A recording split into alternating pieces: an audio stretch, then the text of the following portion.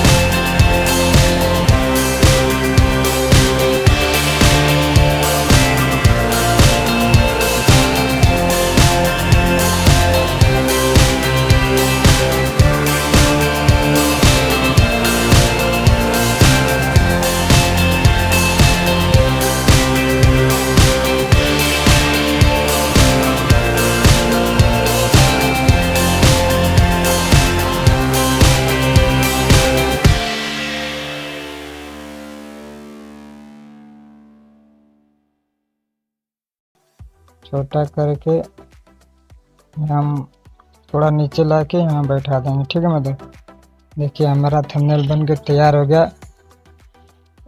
देखिए एकदम कम समय में हमारा एकदम HD क्वालिटी थंबनेल बन के तैयार हो गया। भोजपुरी थंबनेल जो बर्ड स्टाइल बनाते हैं एकदम। इसको ओके करेंगे। ओके करने के बाद इसको हम सेव करेंगे। जो यहाँ दिख रहा है ना कोने में उसी को हम टाइप करेंगे। देखिए वीडियो सेव हो गया, अरे सॉरी थंबनेल सेव हो गया।